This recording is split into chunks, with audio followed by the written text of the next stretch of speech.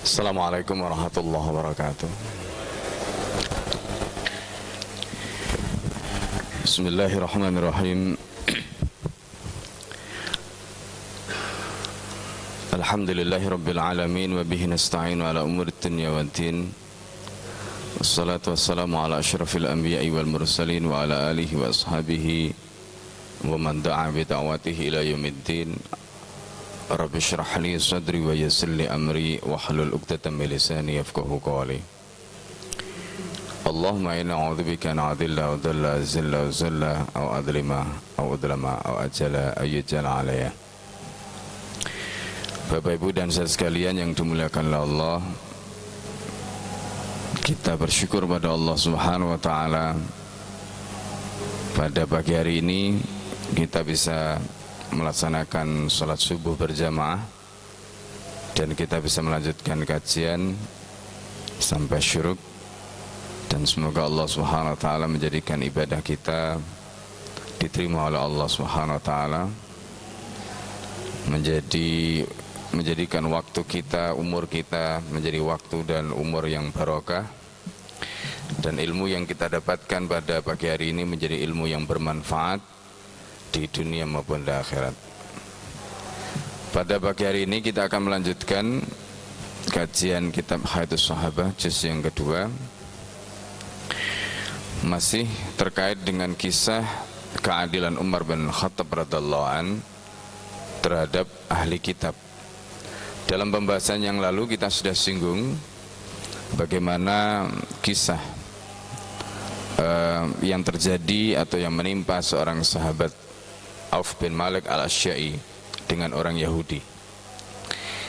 Dan pagi hari ini kita akan membahas tentang kisah Bakar bin Syaddah ma'a Yahudi dengan orang Yahudi dan bagaimana keadilan Umar radhiyallahu an. Seperti kita tahu bahwa Islam itu ketika diterapkan di muka bumi, maka Islam ini bukan saja memberikan keadilan kepada orang Islam, tetapi Islam itu juga memberikan keadilan kepada siapapun, termasuk mereka yang non-muslim. Islam ketika diterapkan dalam sebuah negara, maka negara yang menerapkan Islam itu bukan hanya dihuni oleh orang-orang Islam, tetapi di sana juga ada orang non-muslim, dan mereka ini yang kemudian disebut di dalam kitab fikih dengan istilah al-dhimmah. Jadi perlu saya jelaskan, warga negara yang hidup di dalam wilayah Islam yang bernaung di bawah naungan Islam itu bukan hanya orang Islam, tetapi di sana juga ada orang non-muslim, baik itu Yahudi maupun Nasrani yang kemudian mereka disebut sebagai ahli kitab. Bahkan ada juga orang non ahli kitab atau orang musyrik.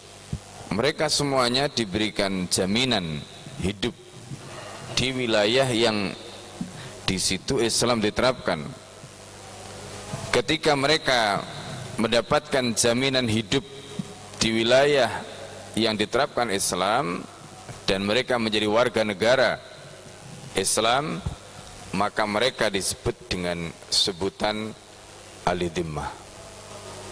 Jadi ahli dhimmah ini, dhimmah itu adalah jaminan yang diberikan kepada mereka yang bukan Islam, dan konsekuensi dari jaminan itu mereka mendapatkan jaminan terkait dengan perlindungan agama mereka dilindungi. Oleh karena itu Rasulullah SAW menyatakan, man kana ala yahudiyatihi aw nasraniyatihi fa innahu la yuftan. Jadi kalau orang itu tetap memeluk agamanya, agama Yahudi atau Nasraninya, maka dia tidak boleh dihasut, dia tidak boleh dirayu, dia tidak boleh dibujuk agar meninggalkan agamanya. Itu syariat Islam. Jadi kalau ada yang mengatakan Islam itu intoleran, berarti orang itu nggak ngerti Islam. ya, berarti orang itu tidak mengerti Islam. Apalagi ketika tuduhan intoleran itu dialamatkan kepada syariat Islam. Justru dengan diterapkannya syariat Islam, maka toleransi yang diberikan oleh Islam kepada orang non-muslim itu maksimal. Kenapa saya katakan maksimal? Karena coba bayangkan, ya, kalau kemarin ada kasus pelecehan Al-Quran di mana? Norwegia, kemudian di Swedia. Coba, ya, mana ada di negeri kaum muslimin Injil atau misalnya Taurat diludahi, kemudian diinjak-injak, ditendang-tendang? Nggak ada. Ada nggak sejarah umat Islam melakukan tindakan biadab seperti itu? Tidak ada, ya kan? Tidak ada. Tapi lihatlah apa yang dilakukan oleh orang non muslim terhadap agama Islam, terhadap kitab sucinya kaum muslimin, ya. Tapi pada saat yang sama mereka selalu mengatakan orang Islam ini intoleran. Kata siapa intoleran? Nah, inilah pentingnya umat Islam itu belajar tentang sejarah. Umat Islam belajar tentang peradaban Islam. Umat Islam belajar tentang fikih Islam.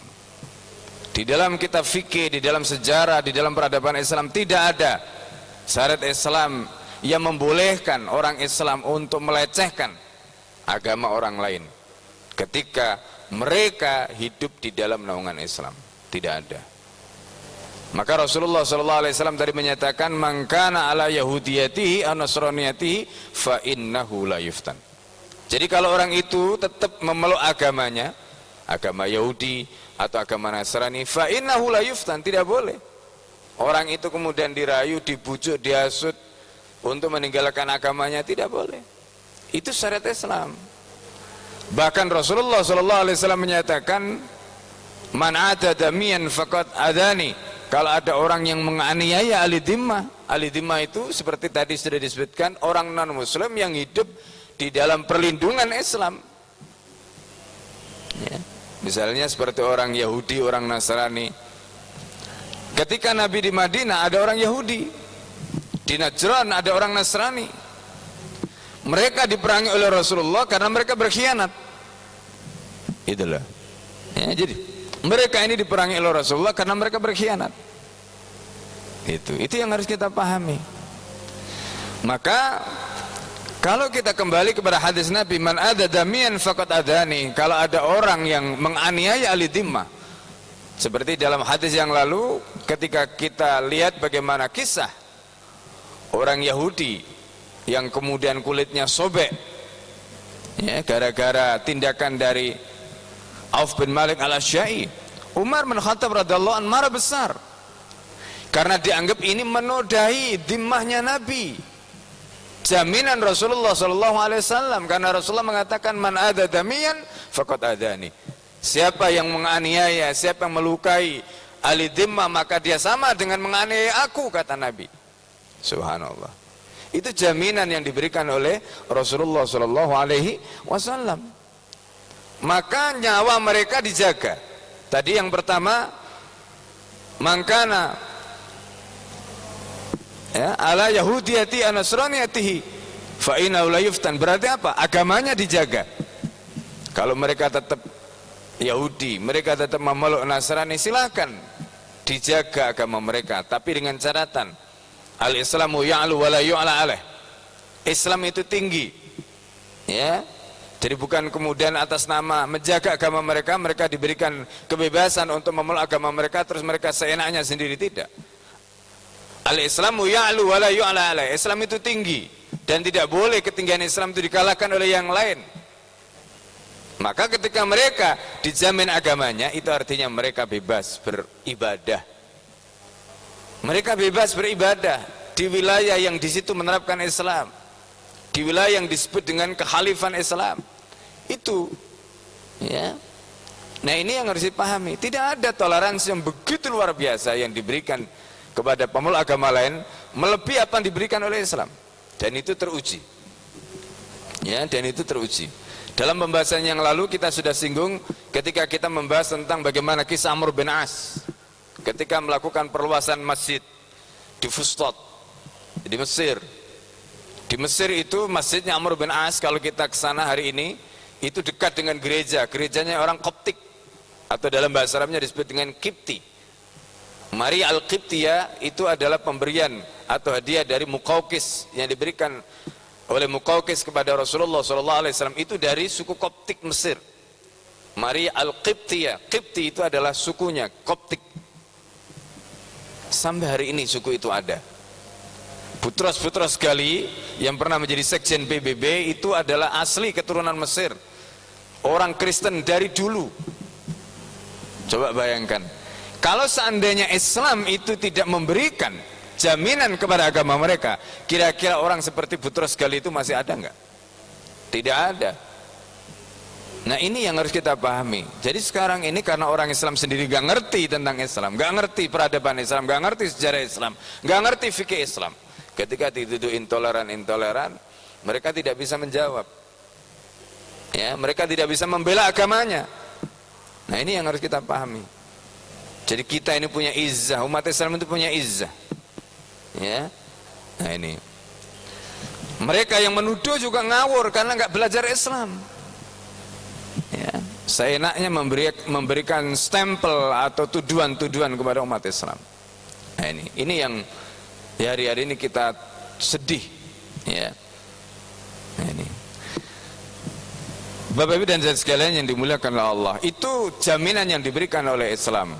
Tadi yang pertama agamanya dijamin, yang kedua nyawanya. Ya, man ada damiyan faqad adani, kata Nabi SAW. Nah, kemudian yang ketiga hartanya juga dijamin. Jadi karena itu tidak boleh hartanya orang non muslim itu diambil oleh orang Islam dengan alasan ini halal, nggak boleh, nggak ada seperti itu. Bahkan ketika berperang pun itu ada aturannya. Ya, ketika berperang pun itu ada aturannya. Apalagi kalau tidak berperang. Ya, apalagi kalau tidak berperang. Ini dalam pembahasannya lalu kita sudah singgung bagaimana Muhammad Al-Fatih ketika menaklukkan Konstantinopel. Ya, meneladani bagaimana sirah Rasulullah SAW pada saat menaklukkan Khaybar. Jadi Masya Allah, Islam ini luar biasa kalau kita mengerti ilmunya. Islam ini luar biasa kalau kita mengerti peradabannya. Maka kita harus bangga menjadi orang Islam. Kita harus bangga dengan syariat Islam. Kita harus bangga dengan peradaban Islam. Ya. Bukan hanya bagaimana Islam memberikan toleransi yang begitu luar biasa. Jadi tidak ada ceritanya Islam ini agama yang intoleran, itu nggak ada. Hartanya orang kafir dijaga kalau dia menjadi ahli dhimmah, nyawanya dijaga kalau dia menjadi ahli dhimmah, kemudian agamanya dijaga kalau dia menjadi ahli dhimmah. Coba bayangkan. Tidak hanya itu, kalau mereka menjadi ahli dhimmah, dalam pembahasan sirah yang lalu kita juga sudah singgung bagaimana Umar memberikan jaminan kepada orang Yahudi tua yang ketika dia masih muda membayar jizyah. Jizyah itu apa? Jizyah itu adalah harta yang dibayarkan oleh ahli dhimmah kepada negara, dan harta ini masuk Baitul Mal. Untuk apa? Membuktikan ketundukan mereka. Seperti disebutkan dalam Al-Quran, hatta yu'tu al-jizyata an yatin wa hum shaghirun. Sehingga mereka memberikan jizyah an yatin sesuai dengan kemampuan mereka, wa hum shaghirun, dan mereka tunduk kepada sistem Islam. Itu aturan Islam. Jadi ketika mereka membayar jizyah pada saat masih mampu, pada saat masih muda, karena an yatin tadi itu sesuai dengan kemampuan mereka. Suatu ketika Umar bin Khattab melihat ada orang Yahudi yang sudah tua renta, masih susah mengais mencari nafkah. Maka Umar pun kemudian terdorong hatinya, apa yang kelak akan dipertanggungjawabkan di hadapan Allah. Ketika dia masih muda diambil jizyahnya, tapi ketika tua diterlantarkan dan negara tidak peduli. Ini orang Yahudi. Coba bayangkan. Jadi Islam itu menjamin, agamanya dijamin, darahnya dijamin, hartanya dijamin. Bahkan mereka mendapatkan apa? Jaminan sandang, papan dan pangan sebagaimana orang Islam. Itu luar biasanya Islam. kalau mereka menjadi warga negara, sebagaimana kisah Umar bin Khattab tadi. Nggak ada diskriminasi di dalam Islam. Jadi kalau ada yang mengatakan nanti kalau syariat Islam diterapkan akan ada diskriminasi, kata siapa? Orang yang ngomong seperti itu nggak ngerti Islam. Orang yang ngomong seperti itu nggak ngerti sejarah Islam, nggak ngerti peradaban Islam. Ini yang harus kita pahami. Ya. Tapi hari ini Islam begitu rupa dilecehkan, syariatnya citrakan, stigmatisasi dengan stigma-stigma buruk. Nah ini. Nah jadi inilah tanggung jawab kita semua. Ya, tanggung jawab kita semua sebagai orang Islam untuk memberikan pembelaan kepada agama kita. Jangan sampai orang-orang bodoh ngomong seenaknya tentang Islam. Ya, kemudian kita tidak bisa membela karena kita juga tidak punya ilmu, kita juga tidak tahu. Nah ini yang kita berdosa di hadapan Allah. Ya. Jadi kita berdosa di hadapan Allah karena kita akan dimintai pertanggungjawaban di hadapan Allah. Nah, ini. Jadi ini pentingnya kita belajar. Ya, di dalam Hayatus Sahabah ini banyak diungkap oleh muallif, oleh pengarang kitab ini tentang bagaimana indahnya Islam, bagaimana peradaban Islam. Di dalam kisah-kisah yang lalu kita sudah tuturkan bagaimana keadilan Islam, keadilan Umar, bagaimana Umar itu begitu hati-hati sampai begitu. Ya, nah ini. Jadi nggak sembarangan, nggak ada istilah. Ya kalau kemarin ada seorang menteri yang bilang hukum di Indonesia ini amburadul, ya iyalah. Ya kan? Hukum amburadul, bagaimana tidak amburadul? Ya. Ketika hukum itu tidak dibangun dengan landasan takwa, bagaimana mau adil? Ya, tidak ada keadilan ketika hukum itu tidak dibangun dengan landasan takwa, landasan Islam, tidak ada. Keadilan itu hanya ada pada Islam. Ya, ini yang harus kita yakini. Kenapa? Islam itu selain hukumnya adil, yang menjalankan itu juga orang bertakwa kepada Allah. Ya, nggak ada nepotisme. Ya, coba bayangkan ketika ada kemarin operasi penangkapan, penggerbekan gay, pesta gay, ya kan, kemudian aktivis gay mengatakan dengan berani dia di Twitternya itu mengatakan apa? Coba, dan itu mentionnya ke mana? Ya, ke Humas Div Polri, coba bayangkan. Apa mentionnya? Coba kalau itu anak bapak. Ya, yang melakukan begitu, apa salahnya wong dia nggak mengganggu orang lain? Coba. Di mana ya nalar kita ini? Ya. Coba bayangkan. Berani dia ngomong begitu di Twitter. Ya. Coba bayangkan, nggak rusak ini. Lah, terus saya mikirnya itu begini, iya ya. Apa ada hubungannya gitu? Kasus narkoba, kenapa subur? Jangan-jangan Twitternya tadi benar juga, ya kan? Ngerti maksud saya? Itu. Jadi, lah terus kalau begitu bagaimana caranya? Bandingkan dengan kasus Umar ketika putranya. Masih ingat kan kisah yang kita pernah angkat sebelumnya dalam kitab yang sama? Bagaimana putra Umar itu minum khamar, Abdurrahman. Ya, bin Umar ibn al-Khattab minum khamar, kemudian digundul oleh Abdullah bin Umar, ya, di dalam rumah. Tapi Umar karena takut nanti ditanya oleh Allah Subhanahu Wa Taala di akhirat, diminta kepada Amr bin As, anaknya, suruh membawa ke Madinah. Umar akan menghukum sendiri karena ini anaknya khalifah. Coba, kenapa Umar begitu? Karena dia takut kepada siapa? Kepada Allah. Ya, jangan-jangan ada bias karena ini anaknya khalifah, maka khalifah kasihan, kemudian hukumannya diringankan. Ini yang tadi saya cerita kasus Twitter tadi ya. Jadi hari ini kita menyaksikan bagaimana hukum itu tumpul kepada siapa? Kepada temannya, kepada kawannya, ya kan? Tapi dia tajam kepada lawannya. Kenapa bisa begitu? Karena tidak ada takwa. Nah ini yang harus kita pahami. Nah karena itu mari kita lihat bagaimana filosofi yang begitu luar biasa peradaban Islam tadi kemudian diterapkan oleh khalifah yang adil karena ketakwaannya, karena keimanannya. Seperti dalam kisah-kisah yang lalu yang sudah kita singgung. Dalam kisah ini kita akan mengangkat kisah Bakar bin Saddah dengan Yahudi dan bagaimana keadilan Umar radhiyallahu anhu. Wa akhraja Ibnu Mandah wa Abu Nuaim an Abdul Malik Ibnu Ya'la Al-Laythi anna Bakar Ibnu Saddah Al-Laythi radhiyallahu anhu. Beliau adalah seorang sahabat. Wa kana mimman yakhdimun Nabi sallallahu alaihi wasallam. Bakar bin Saddah ini orang yang pernah menjadi pembantu Rasulullah, termasuk orang yang membantu Rasulullah. Wa huwa ghulam, ketika dia masih kecil. Jadi dia membantu Nabi ketika masih kecil. Jadi banyak ya, seperti misalnya Anas bin Malik itu juga begitu. Ya, diwakafkan, diserahkan ibunya kepada Rasulullah ketika umurnya 8 tahun. Dan Rasulullah mendoakan dia umurnya panjang. Ya, sampai 100 tahun dan anaknya banyak. Itu Anas. Ya. Jadi sampai beliau itu di akhir ayatnya pernah ditanya, "Abaka min ashabin Nabi?" Apakah masih ada tersisa dari sahabat Nabi? Kemudian beliau menjawab, ya, "Amaman ra'ahu." Adapun orang yang melihatnya masih ada. Wa amaman sahibahu, tetapi kalau orang yang pernah menjadi sahabat beliau tidak ada. Itu tentang Anas karena umurnya panjang, didoakan oleh Nabi, anaknya banyak, dia mendampingi Rasulullah sejak umur 8 tahun. Ya, ibunya menyerahkan kepada Nabi SAW.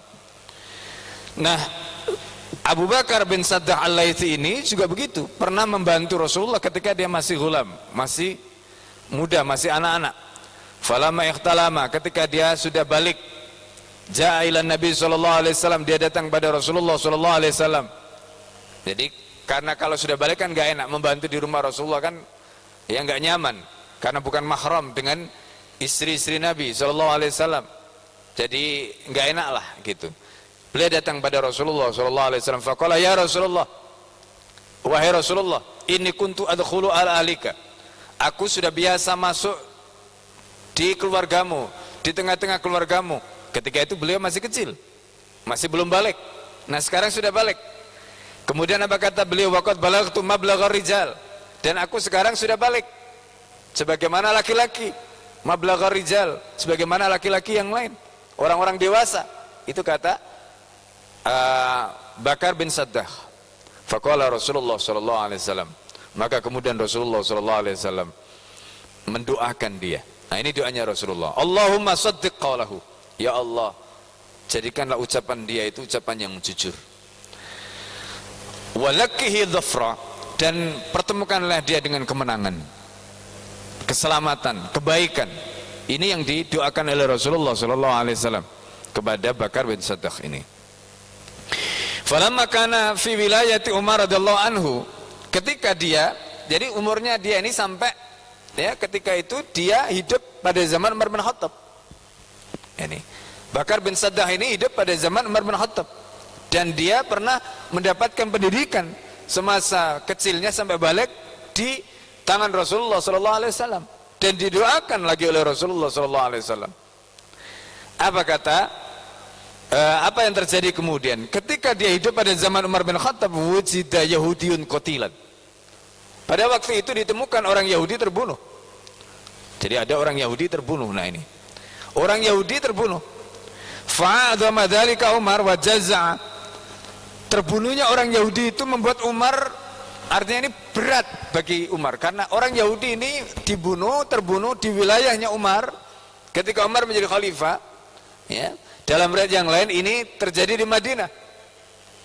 Ya. Nah, kemudian Umar merasa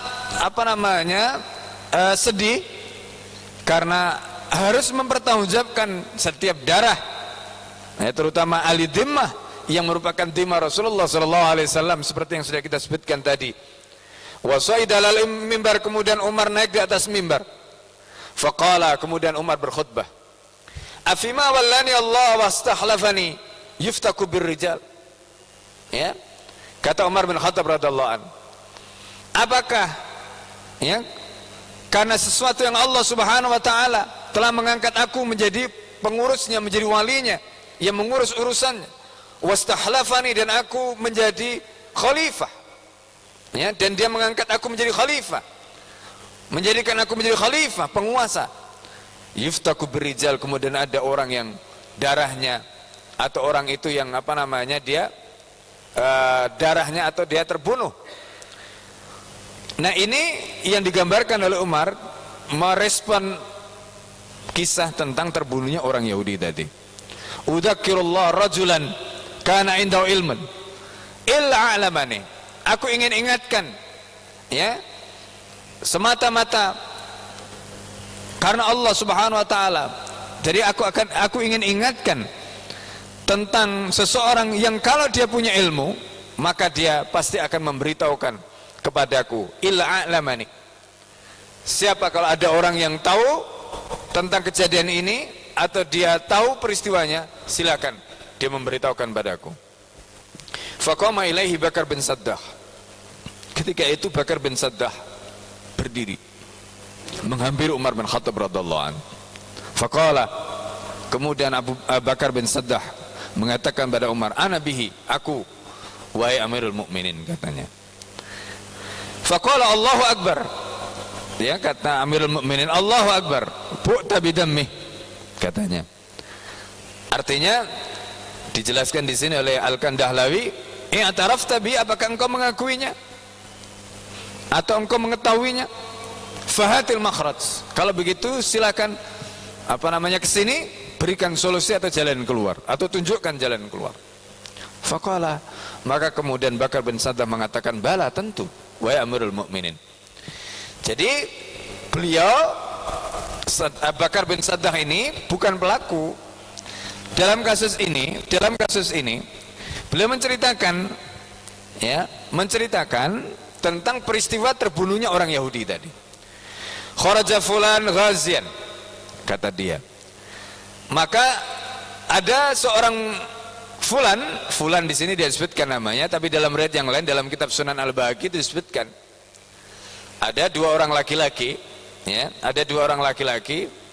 Itu dua orang laki-laki ini apa namanya bersaudara. Kemudian yang satu berangkat berperang, ini dalam riwayat yang lain, ya. Tapi dalam riwayat ini disebutkan satu, tadi itu cerita tentang Yahudi yang terbunuh tadi itu, kemudian satunya lagi dikisahkan di sini oleh Bakar bin Saddah. Ada seorang, kemudian dia berangkat berperang.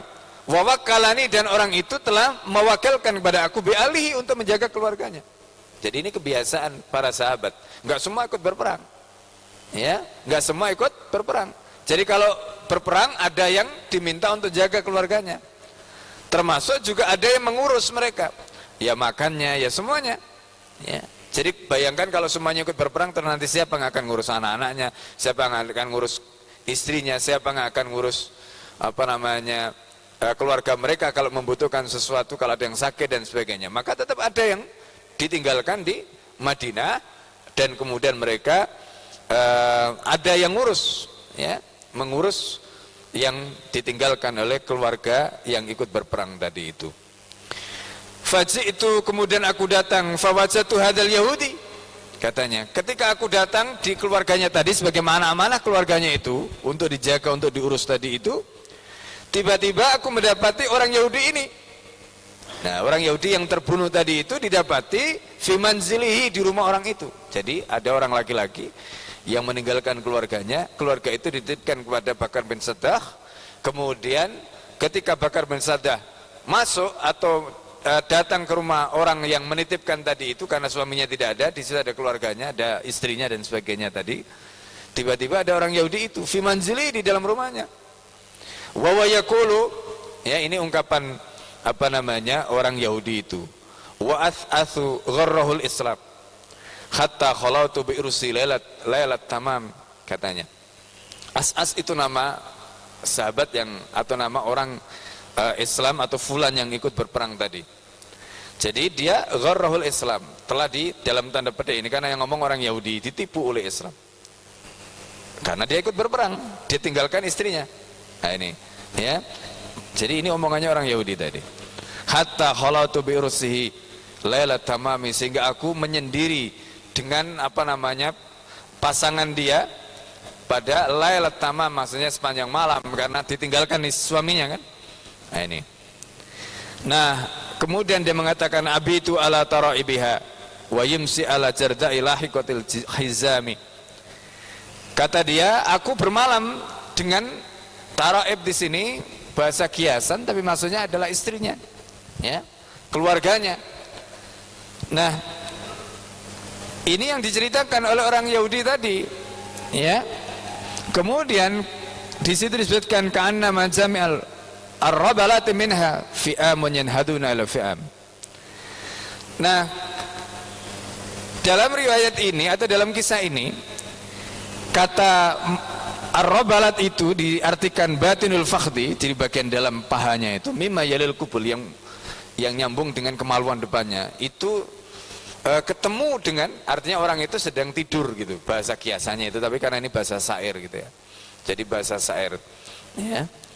Nah, jadi ini ungkapan orang Yahudi itu. Nah kan Bakar bin Saddah ini mendengar orang Yahudi itu ngomong begitu kan, ini wah ini kurang ajar ini ya, ini keluarganya dititipkan kepada saya, tiba-tiba ada laki-laki Yahudi ini masuk ke rumah dia, kemudian dia entah itu memperkosa atau entah itu apa namanya menzinai istri orang yang berperang tadi. Ini kan luar biasa.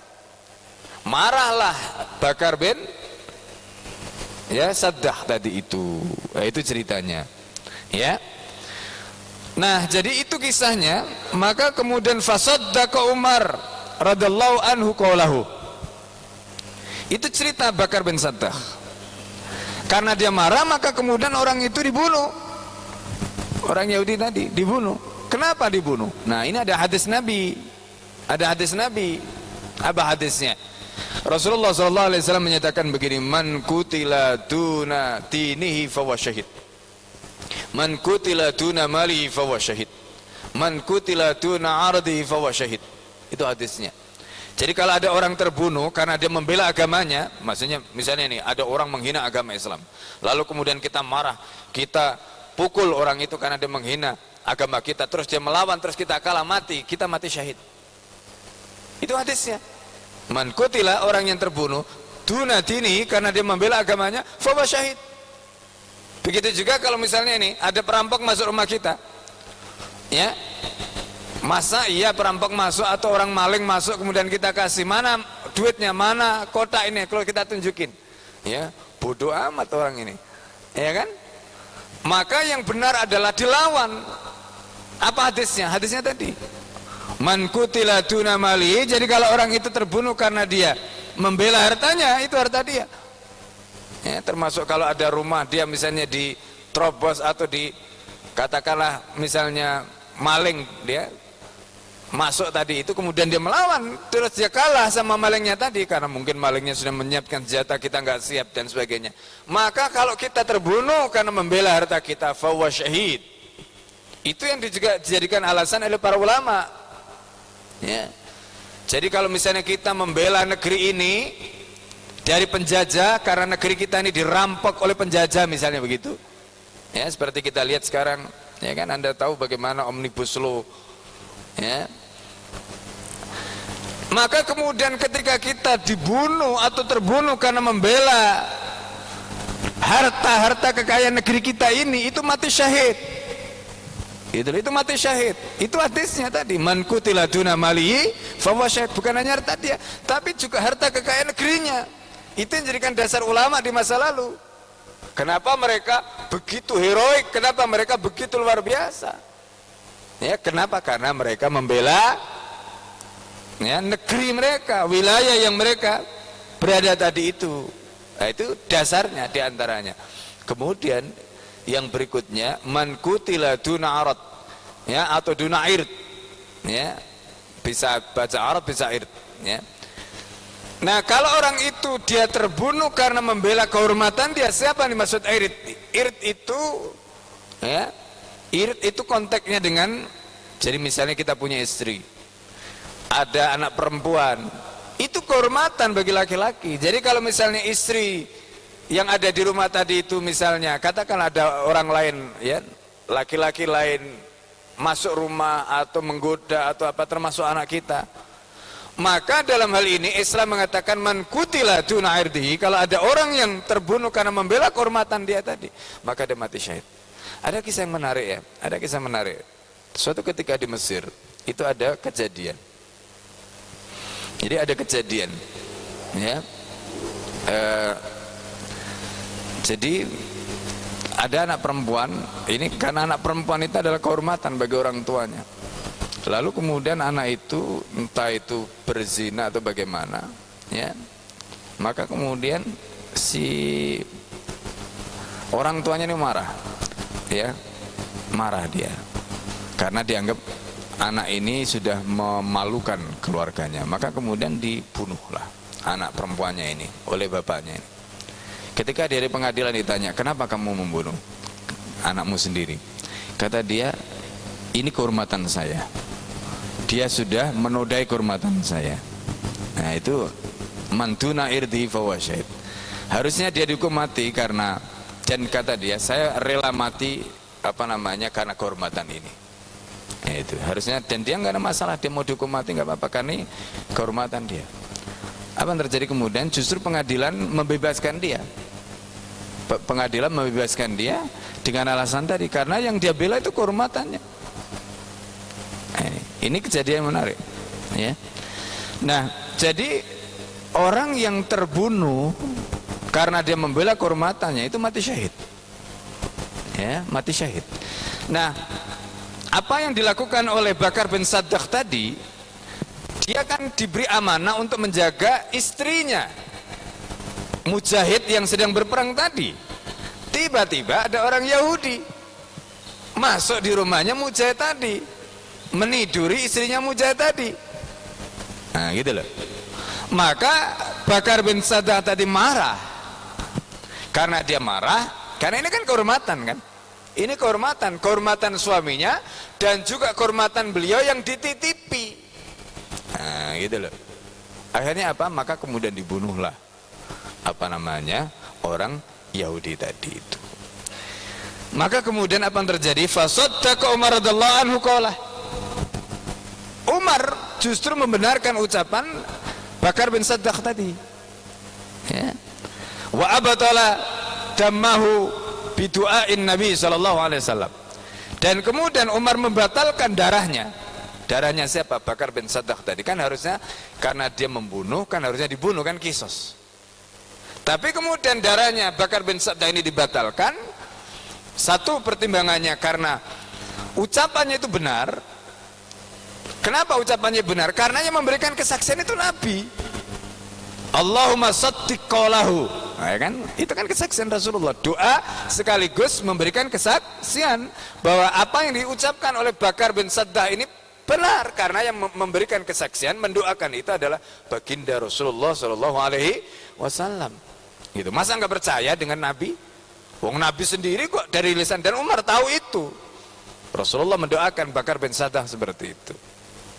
Makanya kemudian ketika ucapan dari Bakar bin Saddah tadi itu disampaikan kepada Umar, Umar langsung membenarkan ucapan Bakar bin Saddah itu. Bidu'ain Nabi Shallallahu Alaihi Wasallam, karena doanya Rasulullah Shallallahu Alaihi Wasallam. Yang kedua, apa yang dilakukan oleh Bakar bin Saddah tadi juga tidak salah, ya kan? Tidak salah. Kenapa? Karena beliau mendapatkan amanah menjaga kehormatan keluarga yang ditinggalkan tadi. Lalu kemudian ada orang Yahudi yang berani-beraninya dia, ya, menyerang kehormatan keluarga mujahid yang sedang berperang tadi itu. Nah, ini tindakan dilakukan oleh Bakar bin Saddah tadi. Kata fil Kanzi, begitulah disebutkan dalam kitab Kanzul Umal yang ditulis oleh Imam Alauddin Al-Hindi. Wa akhraja Ibnu Abi Shibah an Sya'bi kama fil Isabah. Begitu juga hadis ini dikeluarkan oleh Ibnu Abi Shibah dari Asy-Sya'bi sebagaimana disebutkan dalam kitab Al-Isabah fi Tamyiz Sahabah yang ditulis oleh Al-Hafidz Ibnu Hajar Al-Asqalani. Jadi Bapak Ibu dan saya sekalian yang dimuliakan Allah, ini kisah bagaimana keadilan Umar radhiyallahu an. Ini melengkapi kisah sebelumnya. Bagaimana keadilan Umar radhiyallahu an terhadap orang Yahudi. Ya. Jadi orang Yahudi tadi kemudian dia memang darahnya akhirnya tidak dibalas, tidak dituntut. Padahal tadi kan di dalam riwayat tadi kan disebutkan itu berat bagi Umar. Ya, wajazi'a. Umar itu kayak hatinya itu merasa berat lah gitu. Ya. Nah ini yang terjadi pada Umar, tetapi kemudian apa yang terjadi pada kasus tadi? Yang terjadi kemudian ketika akhirnya Bakar bin Satta menceritakan kronologi peristiwanya dan beliau jujur, beliau tidak bohong, tidak merekayasa sebagaimana cerita orang Yahudi sebelumnya kepada Auf bin Malik al-Syai yang mencoba untuk merekayasa cerita. Tapi kemudian apa yang terjadi? Auf bin Malik al-Syai kemudian selamat karena ternyata kisahnya tidak seperti yang didramatisir oleh orang Yahudi di hadapan Umar bin Khattab ketika itu. Nah, jadi ini pelajaran menarik. Andai orang Yahudi itu benar, dia tidak melakukan kesalahan, kemudian dia dibunuh, maka pasti hukum akan ditegakkan. Ya, pasti hukum akan ditegakkan. Kenapa? Seperti ungkapan Umar sebelumnya bahwa ini adalah dhimmahnya siapa? Dhimmahnya Rasulullah. Siapa yang menodai dhimmahnya Nabi, maka seperti hadis Nabi tadi, man adadamiyan faqad adani. Maka sama dengan menodai, maka sama dengan menyakiti, maka sama dengan menyerang Rasulullah sallallahu alaihi wasallam. Coba bayangkan ya, ini saya ingin sekali lagi mengetuk pintu hati dan keimanan kita semua. Bayangkan, kalau dhimmah saja, dia ini bukan orang Islam, itu dhimmah yang dijamin oleh Nabi karena dia mau tunduk kepada Islam dan kemudian dia membayar jizyah sebagai bukti ketundukan dia kepada sistem Islam. Artinya itu bukan Islam. Itu pun dilindungi oleh Nabi. Coba bayangkan, apalagi kalau risalah Nabi, apalagi kalau syariat Nabi, apalagi kalau itu agama Nabi.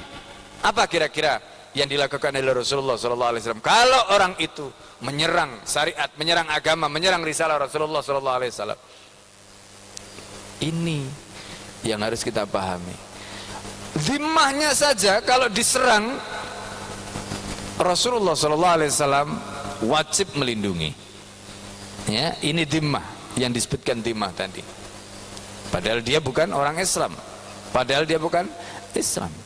Apalagi kalau ini ya Islam, apalagi ini orang Islam, maka Rasulullah SAW justru mengambil berat hal ini.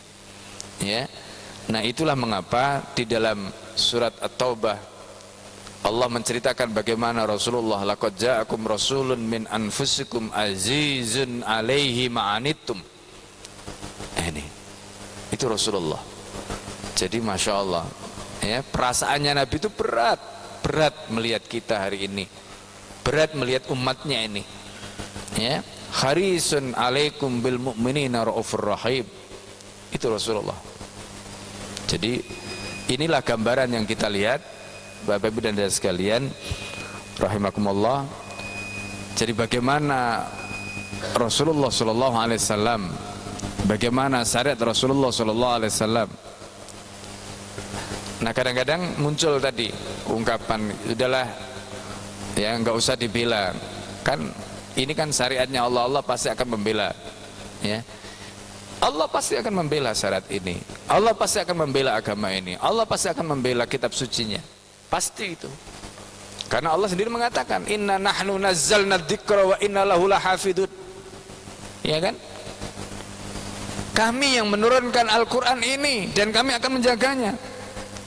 Itu kewajiban Allah. Allah sendiri mengatakan begitu. Tapi masalahnya, apa yang kita akan katakan di hadapan Allah? Ada Al-Quran dihinakan, ada Al-Quran dilecehkan. Ada agamanya dihinakan, ada agama dilecehkan. Umat Islam begitu rupa mereka dipersekusi, kemudian kita tidak mengatakan sepatah kata pun untuk membela mereka. Apa yang akan kita katakan kelak di hadapan Allah Subhanahu wa taala? Ini yang berat. Ini yang berat. Hisab kita berat di hadapan Allah. Ya, hisab kita berat di hadapan Allah. Maka gunakanlah lisan kita, gunakanlah tangan kita, gunakanlah apapun yang kita miliki, ilmu kita untuk membela agama Allah ini. Ya. Nah, kajian hari ini menggugah kesadaran kita bahwa peradaban Islam itu begitu luar biasa. Peradaban Islam itu begitu indah. Islam itu Masya Allah, ya'lu wa la yu'la alaih tadi. Ya.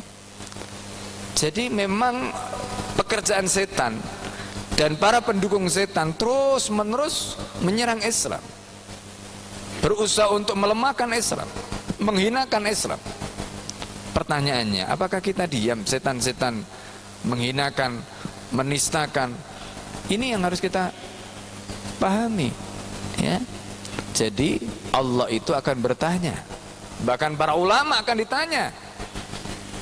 Ya, kata para ulama, al ilmu hujjatun alaika la laka. Ilmu itu akan menuntut kamu kelak. Ilmu itu akan menuntut kamu kelak. Dia akan menjadi hujjah yang akan menuntut kamu, memberatkan kamu, bukan meringankan kamu. Illa ma'umila bihi, kecuali apa yang diamalkan, diperjuangkan, disampaikan. Ketika itu diperjuangkan, disampaikan, insya Allah ilmu itu akan membela kita. Nah, jadi kalau saya selalu menyatakan, menyampaikan yang begini ini untuk meringankan hisab saya sendiri di depan Allah. Ya. Jadi untuk meringankan hisab kita di depan Allah Subhanahu wa taala. Karena itu pertanggungjawaban kita di depan Allah Subhanahu wa taala. Kita akan mati, semuanya pasti akan mati. Setelah ini entah siapa yang lebih dulu kita tidak tahu. Tapi setidaknya jejak yang kita torehkan selama hidup kita itu penting. Ya, karena itulah satu-satunya yang kelak akan kita bawa, nggak ada yang lain.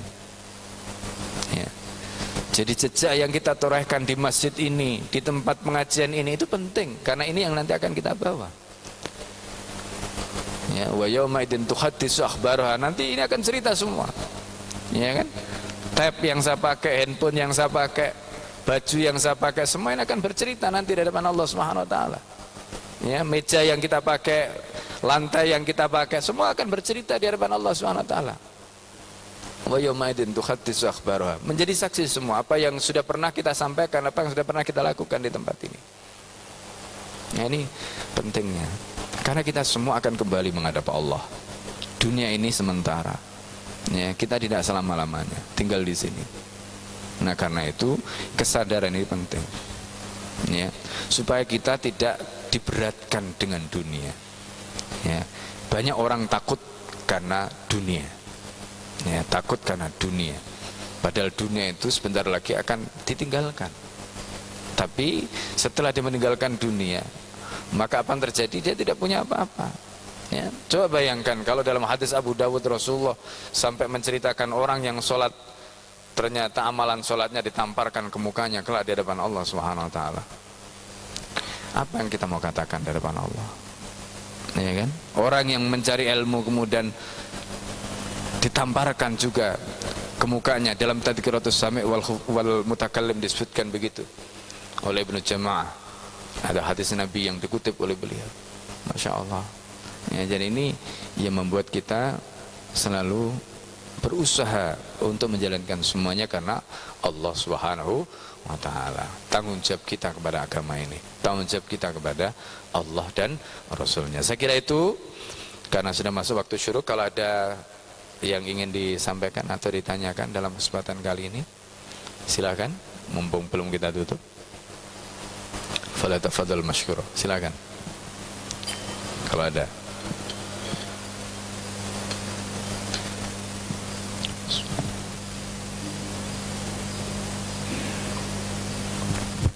Tidak ada? Baik, kalau tidak ada, kita tutup majelis kita pagi hari ini dengan doa kafaratul majelis. Semoga Allah Subhanahu wa taala menjadikan ilmu kita menjadi ilmu yang bermanfaat. Subhanakallahumma hamdika asyhadu an la ilaha illa anta astaghfiruka. Assalamualaikum warahmatullahi wabarakatuh.